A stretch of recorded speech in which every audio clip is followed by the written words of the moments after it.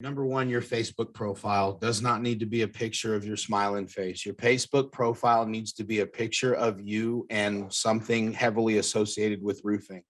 If it's going to be a picture of you, make it a picture of you on a roof, right? Like, let's see the shingles. Let's people know when they read your comment and they see your picture, they know you're a roofer, right? They don't have to click on your profile. They don't have to go anywhere else. Number two,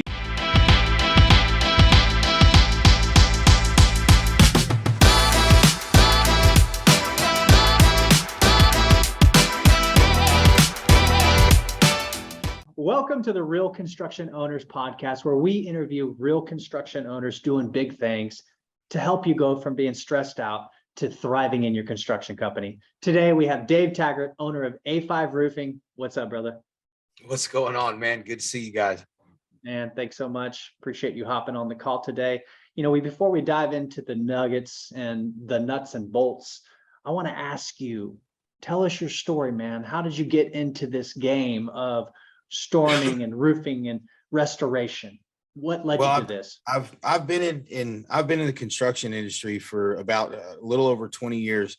When I was 16 years old, it was my first job in construction, was sweeping up sites after the framers.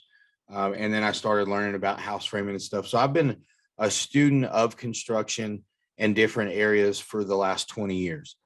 And what got me into this was I was, building fences and decks. I had a small business that was, failing every 30 days on schedule. This motherfucker would not make money again, but I did that for about 2.5 years. And I realized that I didn't understand business the way I wanted to. And I had an opportunity to get into commission sales in the roofing industry, but also to learn from a business mentor and intentionally spend time working for that contractor. So I made that decision. It was the best decision that I had personally ever made, was as far as employments and investing in myself and just kind of getting real uncomfortable, and setting a goal. And it's paid off in spades ever since then. So nice. And that was about 2.5 years ago, almost 3 years ago. So you got into commission, and then what was the transition point where you decided, hey, I'm going to change hats and I'm going to actually become an owner? Completely unintentional, man. God's honest truth. I had, up until literally the month before I decided to go into business for myself, I had made a Facebook Live post, and it was telling salespeople, like, stop rushing into that. Like, you got the taxes, you got liability, you got next level shit that you're not prepared to deal with because you have not intentionally been employed long enough to learn from the people around you. Stop rushing into business for yourself and just enjoy making mistakes with other people's money while you can. Right? Because then when it's your money, okay, there's no fucking enjoyment in losing it. There's the lesson and there's the pain associated with it. Growth doesn't feel very comfortable when it's your fucking money, right? Yeah. So that I was, I do not want to be a roofing contractor. I don't want to own the business. I don't want to do this, that, and the other. And then I was presented with an opportunity to make that decision. And I decided that there was only so much that I could do if I was not the owner of the business. And so in order to affect the most change, I decided, it was that time. I love it. I see you doing big things out there. You're causing ripples in the industry. Like, you're kind of like a poster child, like people are watching you to see what you do because you have good content, and you must be inspired. You seem healthy, you're fit. I love that. But I'm curious, what masterminds are you currently in, and how has that helped you to share your message with the world? Well, first of all, I think, like, the word mastermind gets tossed around a lot, and people don't really understand what it is sometimes. To be honest with you, if you're not a part of a tribe or a group of people that are quite successful in doing what they're doing, then I don't know who you're learning from. And so, like, when people ask me, hey, what kind of organizations you're a part of, I'll usually ask them, let's be sure we understand why I'm a part of these organizations, first of all, because there's tools and skills that I have yet to develop that can only be taught by people that have done them. And so in order sometimes for you to be involved in that room, it's going to cost you something. It's either going to cost you money, it's going to cost you time, it's going to cost you your energy, it's going to cost you something. Like growth takes something from all of us. So I am a part of an organization, and the organization that I ultimately chose that aligned with, and this is the suggestion for everybody as well. Find something that fits your core values, the people that are doing what you want to do, the place that aligns with your mission and your brand and what that looks like. And I ultimately chose, because of what I want to do with the business, where I want to take it, that Apex Entourage and Apex Entrepreneurs was the place. And so had a couple of meetings with guys like Zach Sasser and Drew B. Wilson, got plugged in. And we've made some phenomenal growth in the last quarter, just internally, really as a business, from being able to build our machine and get this thing set up to where we can step away from it, but we're still within an arm's length if we have to jump in and get involved. We went to the river with our kids last weekend, and it was literally one of those times where I knew things were okay. There were people at the helms, projects were being looked after, like there was an SOP in place for everything that was happening, and I could step away, and I was like, this is nice. I can enjoy this now, and so that's what Apex has taught me, is how to build that and then make it scalable. And so now we're in the growth phase where we're implementing the things that we're learning about business management, and we're putting it towards our people side, so that way we can better help and maintain healthy people inside of the organization. I love that. With tribes that we join as men, like we can try to figure it out ourselves. We have to spend the time and headaches and stress. For myself, I'm guilty. I spent 7 years trying to figure out this business. And then I said, screw this. And I paid the money. I joined some high-end masterminds or tribes. And in the last 3 years, my business has blown up because I got the shortcuts. I got the blueprints. Yes. And way to go doing it on year one. Like brilliant. Kudos to you, dude. Because it was scary. It was scary. And understanding that you're now beholden to that payment every month to have access to the coachings and the teachings and the people like that. Like, so we've got some guys that are coaches and mentors inside of the organization in Apex that are high level marketing managers and executives for companies that, deal with brands that you and I see every day on TV.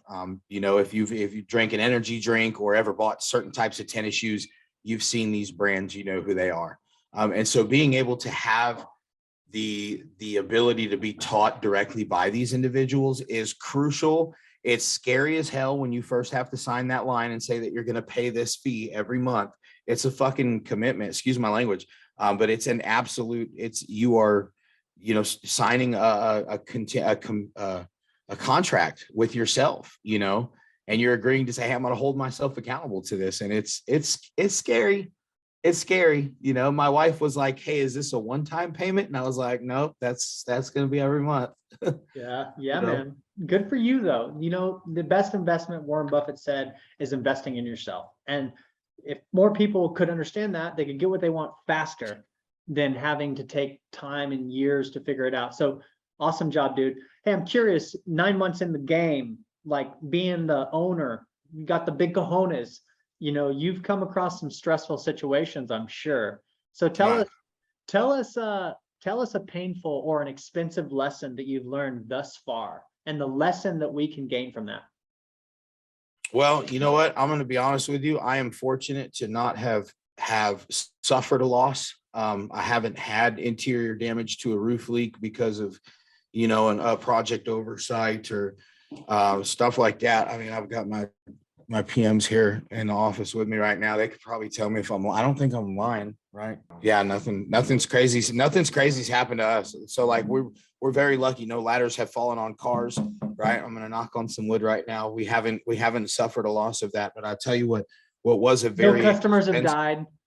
Yeah, no customers have died. We haven't had anybody like, F you, I'm not paying you. Like we have not had that, dude. It's been nice. But what we have had, we've had We had one week where we had about $400,000 in capital moving around that one week in construction with materials and crew payments and, roofs being built, $400,000 in 7 days. And this was over like maybe, I don't know, like 7 or 8 roofs, right? Like this is the total. And these were just big projects. And they were complex projects as well.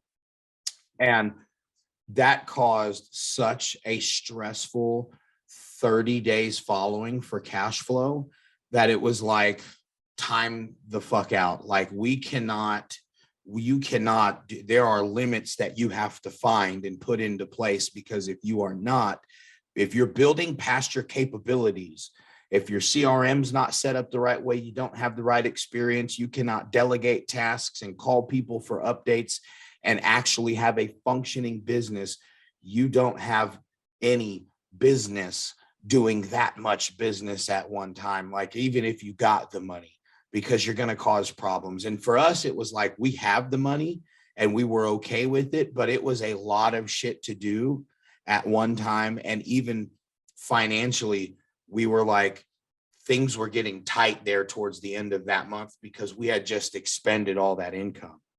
We had just put that back out into the market and we were like, damn, now we got to wait till the return, Yeah.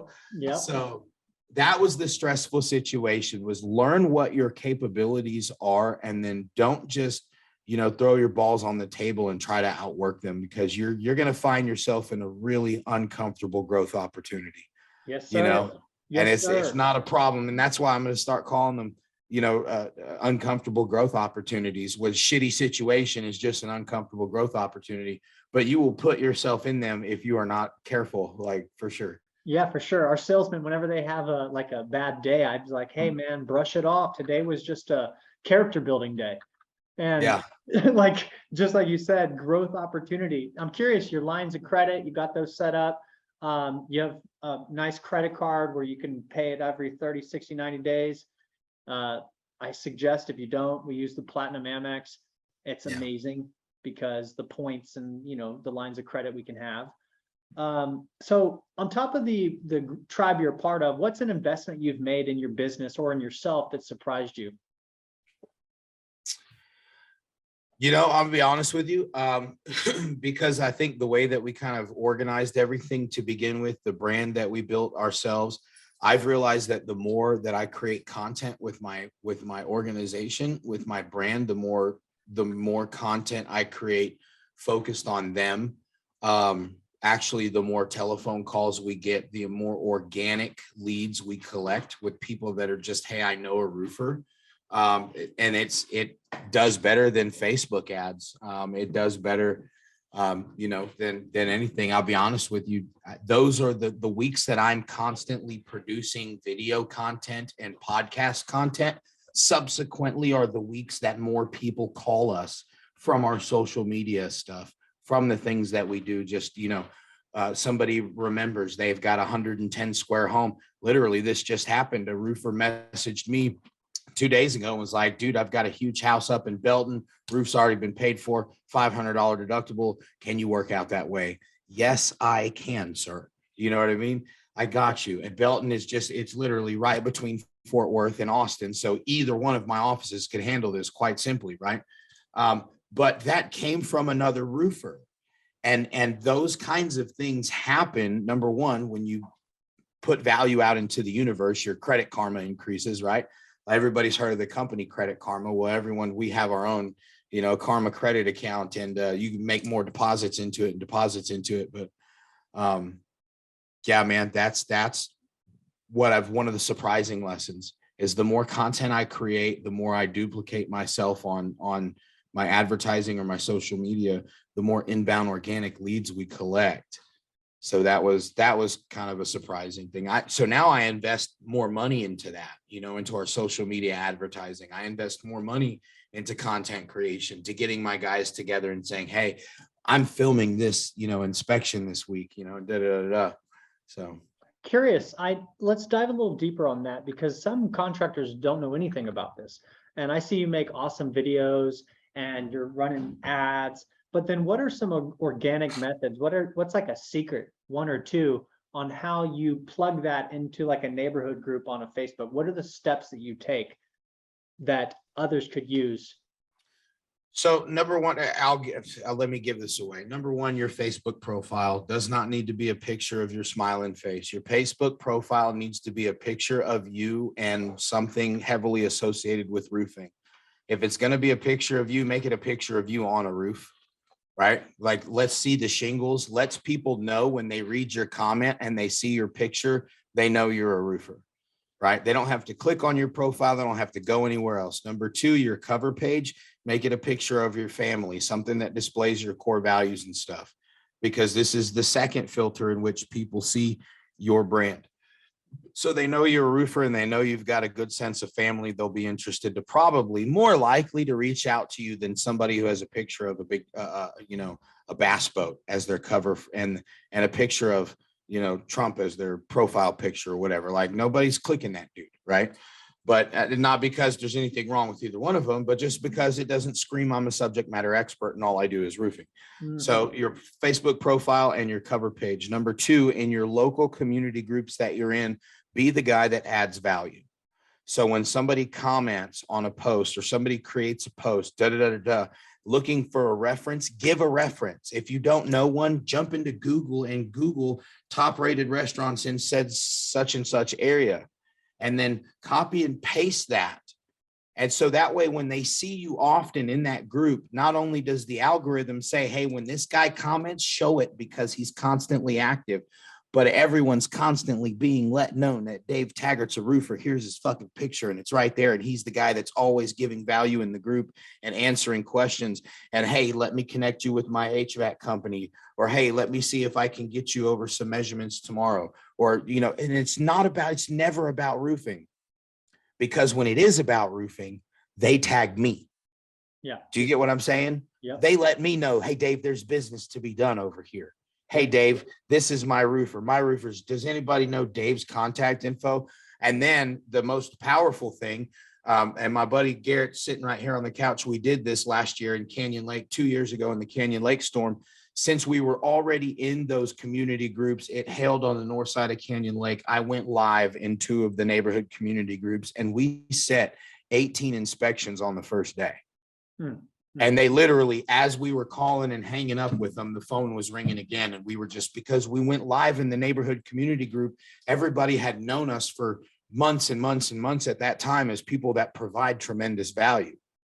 So it was a no-brainer for that market area to respond and say, we want that guy.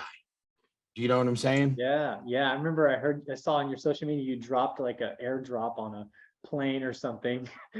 At Target. I did that in Target one time. That's funny. That's hilarious. Always finding a way to market yourself. Yeah. I airdropped my contact card in Target one time. To a lot of people, man. That is hilarious, man. Nothing wrong with that, dude. So what are some other ways you're marketing your business that are creating an ROI? Well, it's easier for my sales guys. We started camping out at the community parks and pools inside the neighborhoods that we're converting sales in. And we'll put a tent out with, free drinks and coolers and a sign-up sheet if you haven't had your roof inspected yet. We'll also have the drone out there, some of our branded cups, hats, shirts, things like that. And it's just a free giveaway, free sodas, free snacks. We're also talking about doing like hot dogs and hamburgers one weekend in this neighborhood. And these are all neighborhoods that we're already selling in. We're already running marketing campaigns. And so even if they don't stop by and sign up, they still have no choice but to see our trucks, see our tents, see our families. I was out there last weekend with my wife and my 2 kids playing at the park, doing our thing over there. And the most beautiful thing is when we went to go knock doors later on that week, the neighbors were like, oh, we saw you guys with your family out there. Yeah. Oh, I'm doing this with my roofer. That's so nice to see you guys. I had one neighborhood tell me, she said, well, at least you're actually giving back to the neighborhood with all the money you made off of it. She was like, these other guys, they live in this neighborhood and they're not doing anything, and I'm like, well, we're built different, it is what it is. But What's But your motto? One relationship at a time or one roof at a time? What is it? building relationships. Yes, let's freaking Yeah, go, David. You that's got it. this figured That's out, it. bro. Yeah, you have to, man. I'm no ordinary dummy, you know? Yeah, Uh, man. That's right. Hey, I'm curious. Have you had barbecues at your build yet? That we've been doing that. Works like a charm to schedule the solar deals and schedule free inspections. Really? No, I have not done barbecues at my builds yet. We may get a big one coming up soon. We may get a big one coming up soon. We'll do that. You drop flyers, like print out 100, knock on the doors, drop them, hey, barbecue coming tomorrow. Everybody's blah, blah, blah, let people know in advance if you can facilitate it, market it via social media. Wow. And then on the day of, invite the people, and yeah, you'll notice it's beneficial. Nice.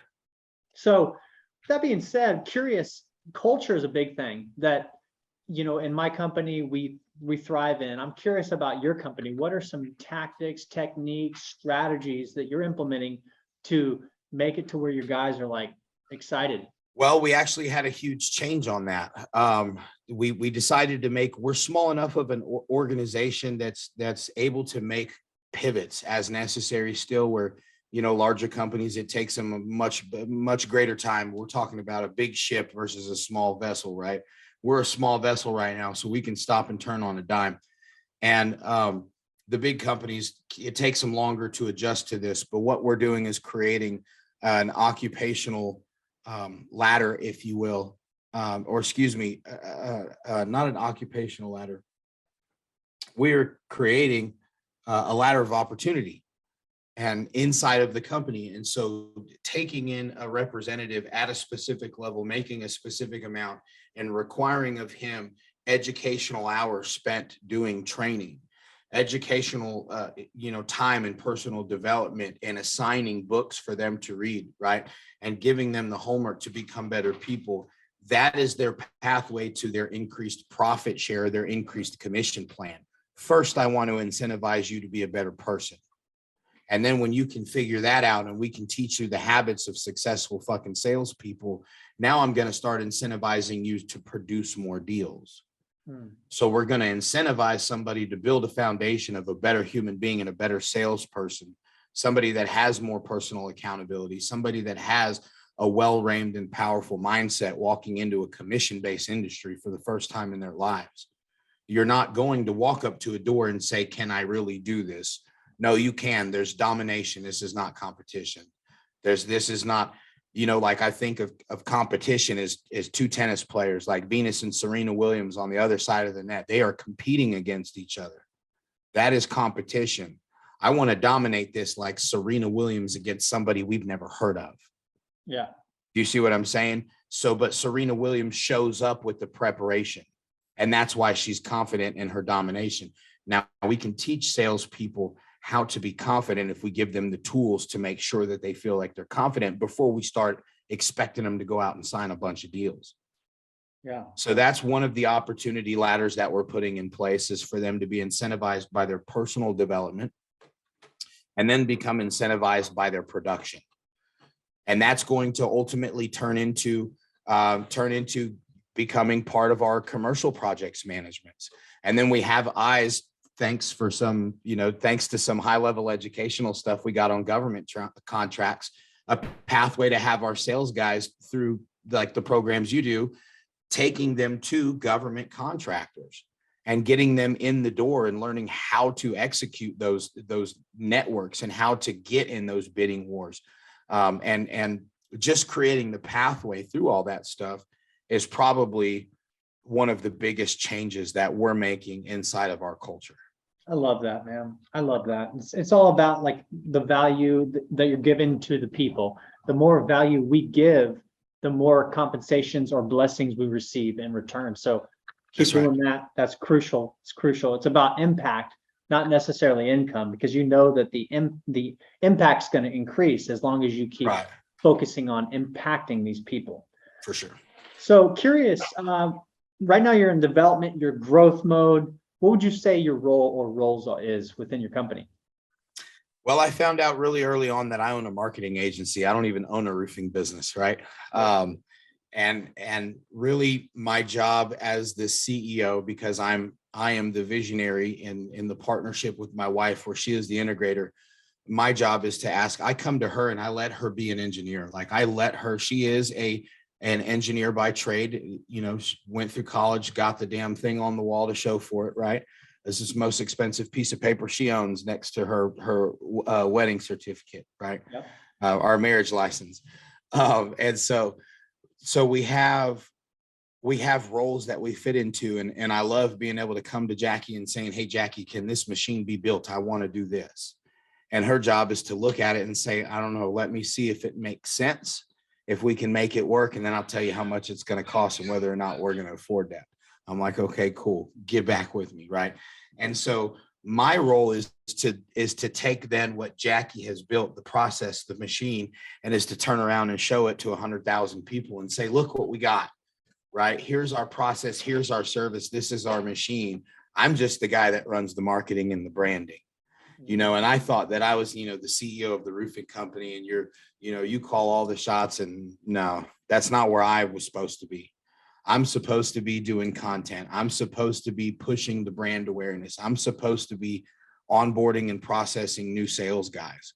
Like I need to be the face of the business, not the name, not the, you know, the head chief in charge, the buck stops with me, none of that crap. You know, I've got people, there's people that do all that stuff. Love it, Yeah. man. That's talking years of experience and wisdom just pouring out of your mouth. You know, even though you're less than 2 years in business, like that's high level stuff you're saying for sure. So contractors, if you're the CEO of a company and you're not focused as a marketing company, but you're focused on a construction company, the mindset needs to shift. We need to see ourselves as a marketing company that does construction. So curious regarding your best process that you're most proud of within A5. What is that, your best process you're most proud of? Oh man, there's so many parts. If I'm just like looking at the workflow, I think one of the things that I'm best about, just even our abilities and our skills as a company, and has always been our process of building relationships and leveraging those relationships in beneficial times, not where it's unbeneficial to one party and beneficial to the other. I mean, we're not talking about cutthroat business, but what we're talking about is when I have a GC that approaches me and says, David, can you do 63 squares of ISO in the next 7 days? And I'm like, I bet I can. And I turn around and I reach out to 7 distributors who are absolutely like down like 4 flat tires for the cause of, you know, good roofers and things like that. And I've built these relationships with them over the last years of doing what I've been doing inside of the roofing space. Those guys are like jumping at the bit. Hey, Dave, I got you this many bun. We ended up getting this. They pulled it from a commercial job that was held in Beaumont for the next 30 days because it was going somewhere on the Gulf Shore that had been impacted by Ida. They were fixing to do like 220 squares. They pulled 63 of the ISO off and sent me the rest of the materials and delayed that job shipping by 4 days so they could resupply it from Georgia because they wanted to solve Dave Taggart's problems real quick because I built relationships with these people. So one of the skills and the processes that I'm most impressed with is our ability to build relationships that help us be the kinds of people that can solve any problem. Yes. What are like, that's high level stuff. Not everybody knows rapport building skills, or what is your secret sauce? Like, how do you build these relationships and how do you teach your sales reps to build these relationships? That's a unique template. Well, first of all, I try to give everything that I've got away for free because everything that I've gotten so far, I didn't pay anybody for it. Nobody, like literally, when I didn't even know what a contingency agreement was, I just heard Lee Haight say that I needed a signed contingency agreement on a YouTube. I Google searched roofing contingency agreement and found out what it was. And I literally took a picture of it, or like somewhere on Microsoft Paint, I covered over the name of the old roofing company, and I changed the shit around in the layout. And I was like, okay, I got a contingency agreement for the roofing company that I was working for. Yep. And then the guy was like, oh yeah, I'll mail you some contingency agreements. Why didn't you just tell me? And I was like, I don't know, because I want to go door knocking today. I don't want to wait for the shit tomorrow. Right. Yeah. So It's Hunger. just, You had huh? hunger in you. You were hungry and you're still hungry. That's beautiful, Yeah, man. yeah, for sure, definitely hungry. But it was like those. I was capable of thinking outside of the box. Do you know what I'm saying? Like I have problems and I need to solve them because, and I knew this because of personal development. The shit that was standing in my way of doing what I wanted to do was my ability to solve problems. And it's, plain and simple. And that's what I have. That's what I'm doing as a business owner. That's what I'm trying mostly to focus on is making sure that I can solve as many problems in my business. With the structure and the way that we organize our meetings, we sit in a circle and we talk about our big problems for the week, our rocks, and we try to come away with a solution by the end of the meeting for everybody's big problem that week. And that's when I can do that, life gets easier. I actually had my sales guys, Justin, tell me, hey, we need another document to fill out. I was like, y'all want more paperwork? Are you fucking shitting me? Like, I'll do it. Like, don't twist my arm. I love paperwork because then I know that your job is done. That whole section of that document, it covers all those checklists of things that you wanted on the checklist. When I see that, I shouldn't have to look in your job Nimbus. I should just see that and know, and I should be able to send your shit to the next status. So we start ordering the materials. Beautiful. What is that? Do you have the week? Like, okay, so you got a sales organization, and some contractors there, they don't have a sales organization, but they want a sales organization. What is your weekly team meeting? Is it one? Is it two? And what is the structure of that meeting? Well, we have a team meeting that happens in person on Tuesday mornings. We get together in that in-person meeting.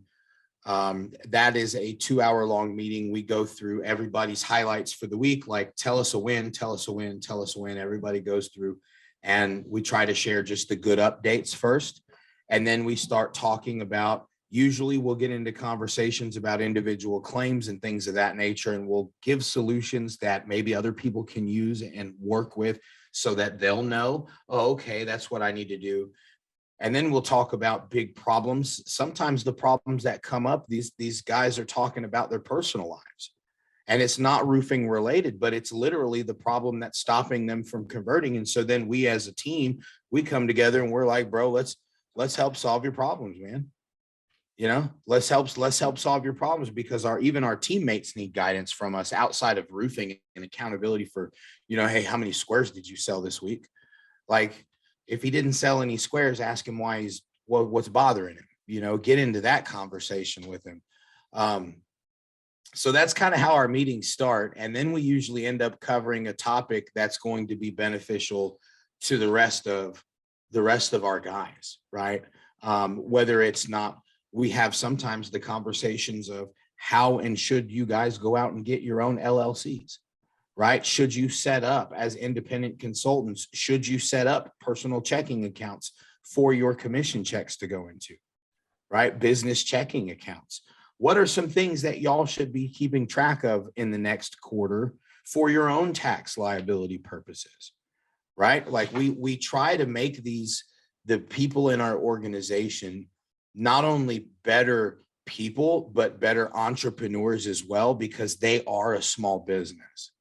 And so while we have the ability to teach them roofing sales and to help them achieve a high level income, we're teaching them how to do what we're doing better than us. So that way, like a lot of people say, well, what if they leave? What if they don't, like they could stick around for a long time and we could be probably the biggest thing in South Texas if we really wanted to. Right. And it's just because we're going to help everybody inside of our organization succeed. So, yeah. I love that. That's so important. You're teaching them, you're hitting on highlights, you're getting the positive juices flowing. You're talking about conversations of claims and everybody's benefiting because they're learning. And then you go over problems where, somebody might not have that yet. So then they get to hear the answer from the expert or the leader. And then there's like an overall high level topic that they can benefit from. So with that being said, as a sales organization, some companies do W-2, some companies do 1099, some companies pay like weekly salary, but that's just a draw. How do you compensate your sales guys when they first come into the business? And then obviously I'm sure it's a tier where it goes up from there. Yeah, so we actually just changed that. We have our group of guys that have been with us for anybody over 9 months right now, which is, you know, three of our roofers now have been with us for periods greater than 9 months, which we've been in business for 10 months. So they came on pretty early. Those guys make a specific percentage. They're at 50% gross profit. And I'm going to keep them at 50% gross profit because that's what I agreed to when I brought them on. Yep. And I'm gonna fulfill my word there. And so those guys are staying on, but the rest of the people that are entering into the organization are going to be starting off at a lower percentage of profit.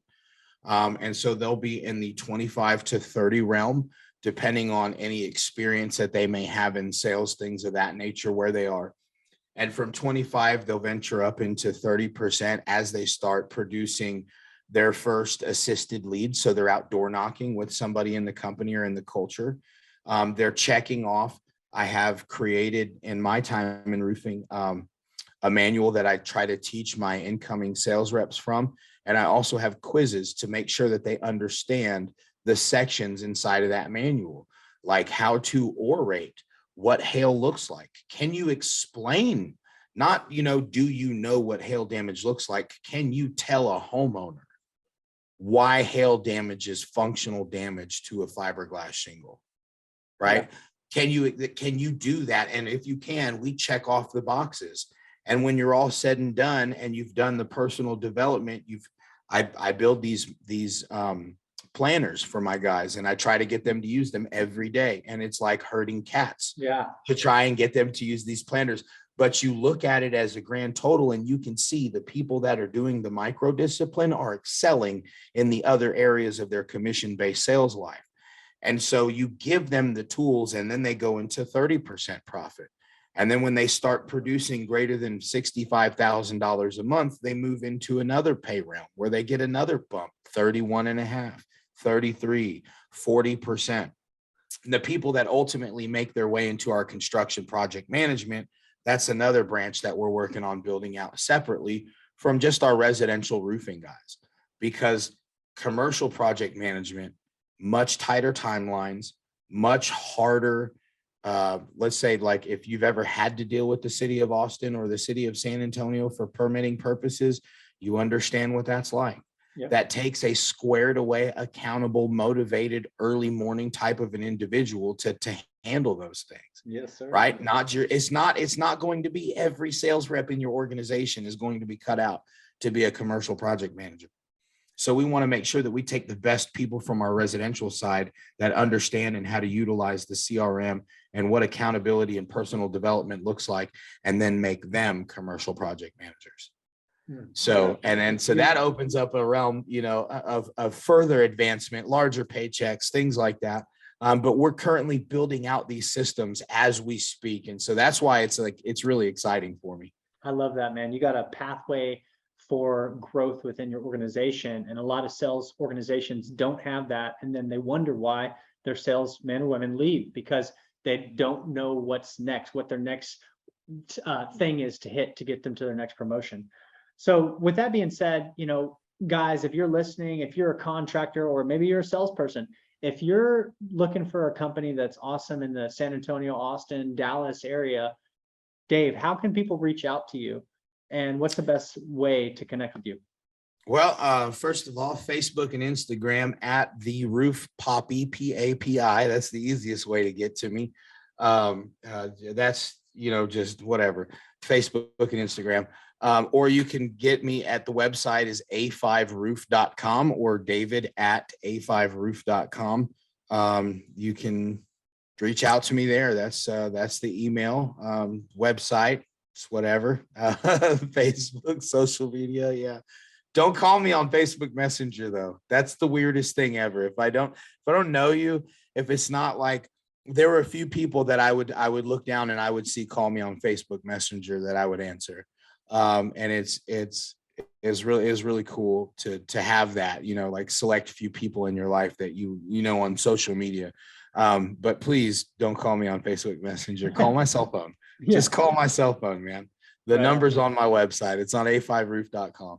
Love it, dude. This has been fun. Appreciate your time today, Dave. Thanks, Justin. I appreciate it, big guy.